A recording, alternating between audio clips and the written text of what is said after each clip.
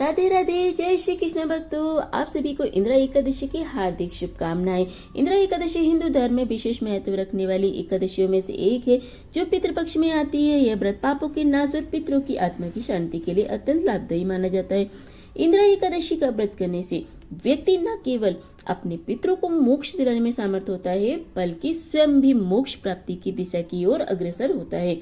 इस व्रत की महिमा और कथा में छिपे संदेश जीवन को सही मार्ग में ले जाने का मार्गदर्शन करते हैं। प्रिय भक्तों, अब हम सुनेंगे इंदिरा एकादशी की पौराणिक कथा, जो कि इस व्रत के महत्व और फल को विस्तार पूर्वक बताती है। एकादशी के दिन भगवान श्री लक्ष्मी नारायण की पूजा करने के साथ ही माता तुलसी की पूजा करके तुलसी माता की कथा का श्रवण भी किया जाता है, तो आप सबको वह भी करना चाहिए। तो प्रिय भक्तजनों, आज सबसे पहले हम तुलसी माता की कथा सुनेंगे, उसके बाद हम सुनेंगे इंदिरा एकादशी की व्रत की कथा। तो तुलसी माता की कथा के अनुसार एक बार एक बूढ़ी माई थी, जो नियमित 11 माता का यानी एकादशी का उपवास रखा करती थी और तुलसी के पौधे की सेवा करती थी। तुलसी के पौधे को सींचा करती थी। वे सुबह बिना तुलसी के पौधे की पूजा किए बिना अन्न या जल तक ग्रहण नहीं करती थी।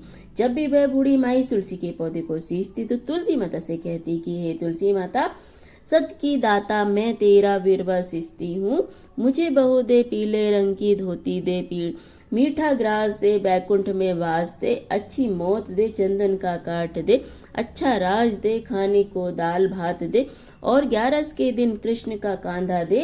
बूढ़ी माई की यह बात सुनकर तुलसी माता सूखने लगी। तुलसी माता को इस प्रकार सूखता देखकर एक दिन भगवान श्री कृष्ण ने पूछा कि हे तुलसी, तुम दिन प्रतिदिन क्यों सूखती जा रही हो? तब तुलसी माता ने कहा कि बस मेरे मन की बात मत पूछो।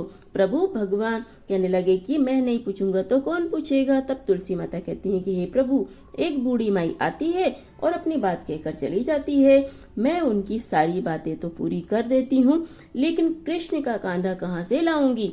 तब भगवान श्री कृष्ण बोले कि वह बूढ़ी माई मरेगी तो मैं अपने आप ही कांधा देने आ जाऊंगा।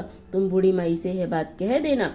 और उसके कुछ समय बाद वह बूढ़ी माई मर गई और बूढ़ी माई के मरने के पर सारा गांव इकट्ठा हो गया और उनका अंतिम समय आने पर जब उन्हें उठाने लगे तो वह बहुत भारी हो गई, जिससे वह किसी से उठाए ना उठ सकी। सभी कहने लगे कि यह तो बहुत धर्मात्मा थी, बहुत संस्कारी थी, खूब पूजा पाठ करती थी, कोई पाप तक उन्होंने नहीं किया, फिर यह इतनी भारी कैसे हो गई? तभी बूढ़े ब्राह्मणों के वेश में भगवान श्री कृष्ण आए और कहने लगे कि भीड़ कैसी है? तब गांव वाले बोले कि एक बूढ़ी माई मर गई है और आज एकादशी का दिन है। वो इतनी पापन थी कि उसकी अर्थी उठाई नहीं उठ रही है, यह तो बहुत भारी हो गई है। भगवान श्री कृष्ण बोले कि मुझे इनके कान में कुछ कह लेने दो, फिर ये उठ जाएंगी। तब भगवान श्री कृष्ण बूढ़ी माई के पास गए और चुपके से उनके कान में कहा कि हे बूढ़ी माई, तू अपनी मन की कर ले, पीतांबर की धोती ले, मीठा मीठा ग्रास ले, बैकुंठ में वास ले, चटक की चाल ले, चंदन का काठ ले, झालर की झनकार ले, दाल भात को जीम और श्री कृष्ण का कांधा ले। भगवान की सारी बातें सुनकर बूढ़ी माई तो हल्की हो गई। तब भगवान श्री कृष्ण उन्हें अपने कांधे पर लेकर गए। इस प्रकार बूढ़ी माई को मुक्ति मिल गई और वह बैकुंठ लोक को चली गई। तुलसी माते, जैसे आपने उन बूढ़ी माई को मुक्ति दी, ऐसे ही सभी को मुक्ति देना। जैसे भगवान श्री कृष्ण ने उन्हें कांधा दिया, वैसा ही हम सबको भी देना। प्रेम से बोलिए श्री कृष्ण भगवान की जय, तुलसी माता की जय। चलिए अब हम सुनेंगे इंदिरा एकादशी की व्रत की कथा। पौराणिक कथा के अनुसार एक बार भगवान श्री कृष्ण की भक्ति से भाव विवल होकर धर्मराज युधिष्ठिर ने कहा कि हे प्रभु, अब आप कृपया कर अश्विन माह की कृष्ण पक्ष की एकादशी की कथा को कहिए। इस एकादशी का क्या नाम है और इसका व्रत करने से कौन सा फल मिलता है? कृपया आप इस विषय में विस्तार पूर्वक बताइए। तब भगवान मधुसूदन ने कहा कि हे धर्मराज, अश्विन माह की कृष्ण पक्ष की एकादशी का नाम इंदिरा एकादशी है। इस एकादशी का व्रत करने से सभी पाप नष्ट हो जाते हैं, नरक में गए हुए पितरों का उद्धार हो जाता है। हे युधिष्ठिर, इस एकादशी की कथा के श्रवण मात्र से ही मनुष्यों को अनंत फल की प्राप्ति होती है। मैं यह कथा सुनाता हूँ, अब तुम भी ध्यानपूर्वक श्रवण करो। सतयुग में महिष्मति नाम की नगरी में इंद्रसेन नाम का एक प्रतापी राजा राज्य करता था। वह पुत्र पौत्र धन धान आदि से परिपूर्ण था। उसके शत्रु सदैव उसे भयभीत रहा करते थे। एक दिन वह राजा अपनी राज्यसभा में सुख पूर्वक बैठा था कि तभी देव ऋषि नारद वहां पधारे। नारद जी को आया देखकर आसन से उठे और प्रणाम करके उन्हें आदर पूर्वक आसन दिया। तब महर्षि नारद ने कहा कि हे राजन, आपके राज्य में सब कुछ कुशल से है तो है ना?